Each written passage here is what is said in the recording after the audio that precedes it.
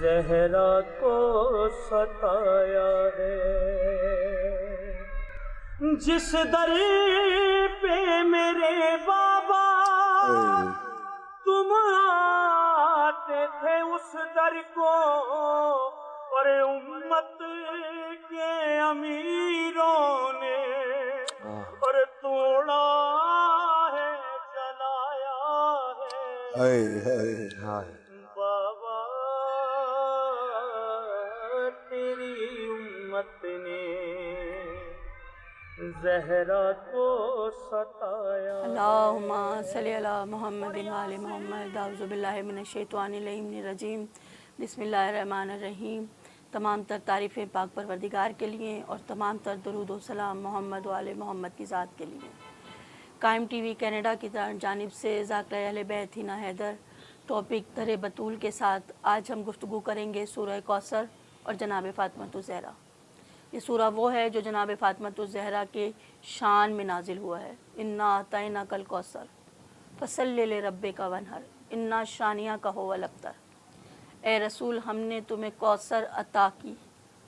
یہاں کچھ لفظ ایسے ہیں جو قرآن میں دوبارہ استعمال ہی نہیں ہوئے، جیسے عطا، یہ لفظ دوبارہ قرآن میں دوبارہ نظر نہیں آتا۔ سورہ کوثر دوبارہ قرآن میں ہمیں نظر نہیں آتی، بس کوثر کا لفظ صرف سورہ کوثر میں ہے، اس کے بعد کوثر کا لفظ قرآن میں دوبارہ استعمال نہیں ہوا۔ ابتر یہ لفظ ایسا ہے جو دوبارہ قرآن میں استعمال ہی نہیں ہوا۔ فصلی لربک وانحر، وانحر یہ لفظ ایسا ہے جو دوبارہ قرآن میں پروردگار نے استعمال ہی نہیں کیا۔ اور کچھ لفظ اس میں ایسے ہیں، حرف ایسے ہیں کہ جن کے اگر حروف کو ہم دیکھیں تو قرآن میں وہ پوری آیتیں ہیں۔ جیسے اس صورت میں ایک لفظ ہے کاف، اس صورت میں ایک لفظ ہے نون، اس صورت میں ایک لفظ ہے صاد۔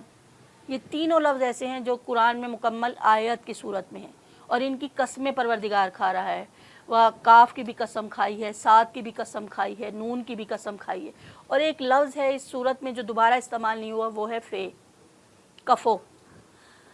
لیکن اس صورت کی، اس لفظ کی پروردگار نے قسم نہیں کھائی، نہ اس لفظ کو قرآن میں کہیں الگ سے استعمال کیا، کیونکہ یہ لفظ منسوب ہے جناب فاطمۃ الزہرا سے، اور اس گھرانے کی فضیلتوں کو پروردگار نے چھپایا ہوا ہے، کیونکہ یہ حجاب پروردگار ہے۔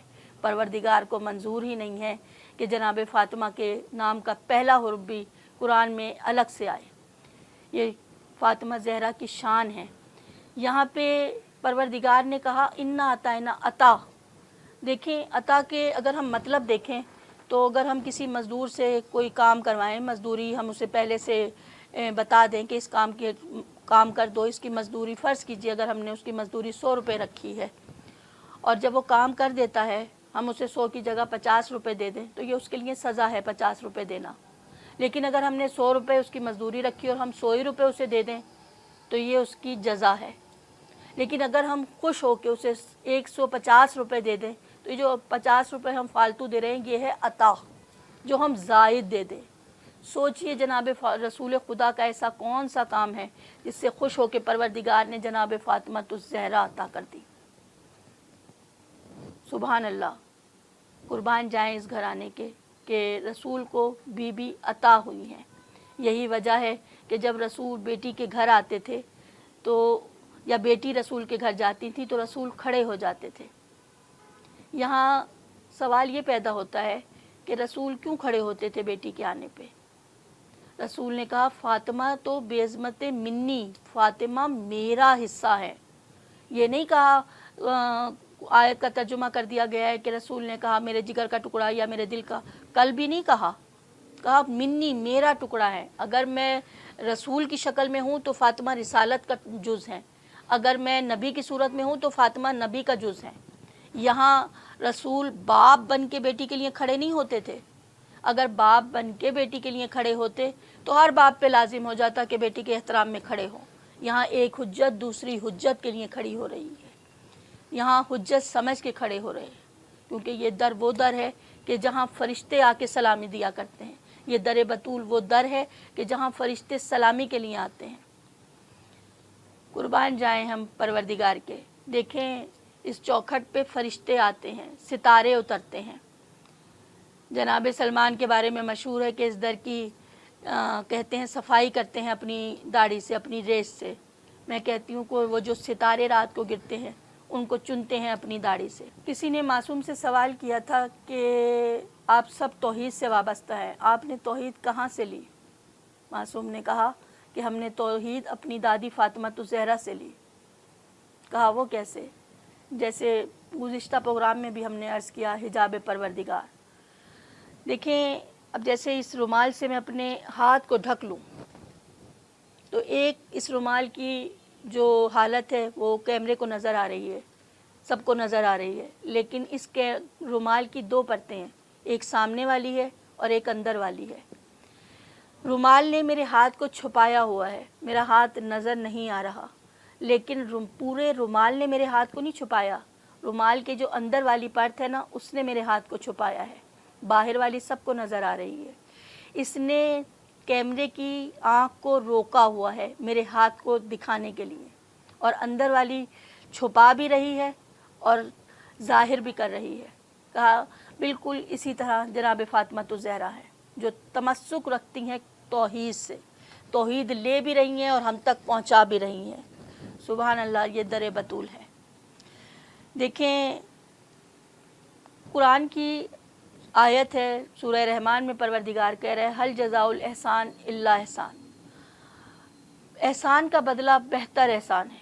हम देखते हैं कि जब इस्लाम इस दुनिया में आया और रसूल खुदा ने इस्लाम को पहुंचाना शुरू किया, तो इस्लाम के लिए जिन्होंने अपनी दौलत, अपना वक्त, अपना सब कुछ कुर्बान किया, हमें दो शख्सियतें नज़र आती हैं। एक जनाब खतीजा की है और एक जनाब हज़रत अबू तालिब की है। जनाब खतीजा इतनी अमीर औरत कि कहते हैं कि जनाब खतीजा का दस्तरखान हर खत जारी और सारी रहा करता था, और जिन बर्तनों में आप लोगों को खाना खिलाती थी वो सोने और चांदी के होते थे। और ग़ुलाम कहते थे, जब वो खाना खा लेते थे लोग, तो ग़ुलाम कहते थे बर्तन भी साथ ले जाओ, इतना वसी जिस बीबी का दस्तरखान हो। और बीबी ने अपनी सारी दौलत इस्लाम के लिए वक्फ कर दी, सब दे दी रसूल को कि इस्लाम को, अगर इस्लाम मेरी दौलत से फैलता है तो आपको इजाज़त है, आप मेरी दौलत को इस्तेमाल करें। और दूसरी तरफ हम देखते हैं जनाब हज़रत अबू तालिब के जो बनी हाशिम के माने हुए सरदार थे, उन्होंने अपनी सरदारी छोड़ दी जनाब रसूल खुदा को बचाने के लिए। और शोबे अबी तालिब में हम देखते हैं कि 3 साल इन दोनों हस्तियों ने, जो इतनी एक सरदार थे और एक रईसुल उमरा थी, लेकिन उन्होंने शोबे अबी तालिब में पत्ते खाए हैं। और जब इस दुनिया से जाने लगे तो जनाब खतीजा ने भी रसूल खुदा से यही कहा था कि मुझे कफ़न आप अपनी चादर का दे दीजिएगा, आपके पास शायद कफ़न के ख़रीदने के लिए भी पैसा ना हो, इतनी गुर्बत आ गई थी, आप मुझे अपनी चादर का कफ़न दे दीजिएगा। और इसी तरह हज़रत अबू तालिब ने भी यही कहा कि मुझे मेरे ही लिबास में दफना देना। परवरदिगार कहता है हल जज़ाउल एहसान इल्ला एहसान, एहसान का बदला बेहतरीन एहसान है। कहा अगर तुमने अपने मेरे दीन के लिए अपने पूरी दौलत, अपना पूरा वक्त, अपनी सरदारी लगा दी, तुम्हें इस एहसान का बदला मैं बेहतर एहसान की सूरत में दूंगा। उसने हज़रत अबू तालिब को अली दिए और जनाब खतीजा को फातिमा ज़हरा दी, और फिर इनका अक़द हुआ। सूरह रहमान में है कि मरजुल बहरैन यल्तक़ियान, दोनों दरियाओं को मिला दिया, और फिर इन दरियाओं से लूलू व मरजान बरामद होते हैं। एक सब्ज़ पत्थर है, एक सुर्ख पत्थर है। ये वो घराना है जनाब फातिमा ज़हरा सलामुल्लाह अलैह और हज़रत अली के, जिनके 2 निकाह हुए हैं। एक निकाह अर्श पे हुआ है और एक निकाह ज़मीन पर हुआ है। ज़मीन पे जो निकाह हुआ वो रसूल खुदा ने पढ़वाया। रसूल खुदा के पास आए हैं अली मुर्तज़ा बेटी का हाथ मांगने के लिए, और बहुत बड़े बड़े सरदार आया करते थे रसूल खुदा के पास कि आप अपनी बेटी का हाथ हमारे हाथ में दे दें। रसूल खुदा कहते थे मुझे इसका इख्तियार ही नहीं है, मुझे इसका इख्तियार ही नहीं है। फिर परवरदिगार ने कहा कि ऐलान कर दो कि जिसके दर पे सितारा उतरेगा, और फिर सितारे ने उतर के बताया दर बतूल पर कि बीबी का हाथ जनाब अली के लिए है। इनके 2 निकाह हुए। रसूल खुदा के पास जब आए हैं अली मुर्तज़ा, रसूल निकाह पढ़वाने लगे। कहा अली महर में क्या है, तुम्हारे पास है क्या? कहा मेरे पास एक तलवार है, एक घोड़ा है और एक ज़िरा है। कहा तलवार तो इस्लाम के लिए है, घोड़ा तुम सफ़र करते हो, तुम्हें ज़रूरत है, ज़िरा की ना इस्लाम को ज़रूरत है ना तुम्हें ज़रूरत है, ज़िरा को बेच दो। ज़िरा बिकी 500 दिरहम में, और यही जनाब बीबी फातिमा ज़हरा का ज़मीनी हक महर है 500 दिरहम। एक निकाह हुआ है इनका अर्श पे जो परवरदिगार ने किया है। बीबी का एक लक़ब है मुहद्दिसा। मासूम से सवाल हुआ कि ये मुहद्दिसा लक़ब क्यों है? मुहद्दिसा कहते हैं उस बीबी को जिससे परवरदिगार गुफ्तगू करे। कहा, मासूम से सवाल हुआ कि ऐसा कौन सा मौका है जो अल्लाह ने जनाब बीबी फ़ातिमा ज़हरा से डायरेक्ट गुफ्तगू की हो? कहा, जब बीबी का निकाह हो रहा था तो परवरदिगार ने पूछा कि फ़ातिमा हक महर में क्या लोगी? जनाब फ़ातिमा ज़हरा ने कहा कि बारे इलाहा मेरे बाबा रसूल हैं, तमाम कायनात के रहमतुल लिल आलमीन है, आलमीन के लिए रहमत है मेरे बाबा। मैं जन्नत की औरतों की सरदार हूँ, मुझे क्या चाहिए? कहा, नहीं फ़ातिमा, कुछ तो हक महर रखना पड़ेगा। फिर परवरदिगार ने ये जितनी भी ज़मीन है, क्योंकि मौलाए कायनात का लक़ब है बूतुराब, मिट्टी का बाप, कहा ये जितनी भी ज़मीन है ये अली की मलकियत है, ये फ़ातिमा आज से तुम्हारी हुई, ये हक महर, ये अर्श का हक महर है, ये जितनी भी ज़मीन है ये फ़ातिमा ज़हरा की है। अब अगर कोई इस ज़मीन पर बीबी का मोहिब चलता है तो इसका मतलब है वो बीबी का चाहने वाला है। लेकिन अगर कोई बीबी से जो बीबी को गज़ब ना करे और ज़मीन पर भी चले तो इसको कहेंगे कि गज़ब किया उसने, बीबी का हक गज़ब किया, बीबी से का हक भी नहीं दे रहा और ज़मीन पे भी चल रहा है, क्योंकि ये हक महर बीबी का है। तो इसी तरह बीबी की नस्लें भी दो हैं, एक अर्श की नस्ल और है और फ़र्श की नस्ल और है। अर्श की नस्ल है आइम्मा ताहिरीन, अर्श की नस्ल है 11 इमामों की नस्ल, और जो फ़र्श की नस्ल है वो जितने भी सादात हैं वो फ़र्श की नस्ल में आते हैं। बीबी के निकाह भी दो हैं और नस्लें भी दो हैं, अर्श वाले अलग हैं और फ़र्श वाले अलग हैं। क्या मर्तबा है मेरी बीबी फ़ातिमा ज़हरा का, जिनके लिए परवरदिगार ने कुरान में सूरह कौसर का नज़ूल किया है कि ए रसूल हमने तुम्हें कौसर अता की। अगर अली ना होते तो फ़ातिमा ज़हरा का कोई कफ़ो ना होता। जब रसूल खुदा ने रिसालत शुरू की और रिसालत का ऐलान किया, इस्लाम शुरू किया, तो जितने भी अरब वाले थे, अरब कौम बड़ी फसीह व बलीग कौम है, अपने आप को बड़ी फसाहत व बलागत वाली समझती है, अपने अदब पे उन्हें बड़ा गुमान है, अपने इल्म पे बड़ा गुमान था अरब वालों को। और उनका कहना था कि ये जो रसूल हैं, इन्होंने ये जो पूरा किताब है इनकी, ये सिर्फ़ फसाना है और कुछ भी नहीं है, बस उस जुलजलाल को जलाल आया। उसने कहा है हबीब ऐसा करो कि खाने काबा की दीवार पे सूरह कौसर लिख के लगा दो और इन अरब वालों से कहो इसका जवाब लेकर आए, इस सूरह कौसर का जवाब लिख कर लाए। उस वक़्त अगर हम अरब वालों को देखें तो बड़े बड़े शायर, बड़े बड़े शोरा, बड़े बड़े लिखने वाले उस दौर में मौजूद थे, जिनकी शायरी बड़ी मशहूर थी। उनमें सबसे मशहूर था शहरयार, और बड़े बड़े लिखने वाले मौजूद थे। मैं यहाँ सोचती हूँ कि परवरदिगार ने सबसे छोटी सूरत ही क्यों लिख के लगाई? भाई परवरदिगार को तो चाहिए था सूरह बकरा लिख के लगा देता, इतनी तवील सूरत है, सूरह बकरा लिख के लगा सकता था, और सूरह इमरान है और बहुत सारी सूरतें, सूरह तौहीद लिख के लगा देता। लेकिन नहीं, सबसे छोटी सूरत। इस घराने में छोटा या बड़ा नहीं देखा जाता, इस घराने में वज़न को नापा जाता है कि वज़न कितना है। इतनी वज़नी सूरत थी, इतनी वज़नी सूरह कौसर थी कि पूरे अरब वाले मिलकर कई दिन तक सूरह कौसर खाने काबा की दीवार से टंगी रही, लेकिन पूरे अरब वाले मिलके भी सूरह कौसर का जवाब लिख के ना ला सके। कहने पे मजबूर हो गए कि ये इंसान का कलाम हो ही नहीं सकता, इस सूरत इतनी आला है कि ये इंसान का कलाम ही नहीं हो सकता, ये यकीनन कोई रब्बे आला है जिसका कलाम है कि हमने तुम्हें कौसर अता कर दी, तुम इसके लिए कुर्बानी दो, बेशक कि तुम्हारा दुश्मन ही अबतर रहेगा। जो भी बीबी का दुश्मन है वो क़यामत तक के लिए अबतर है।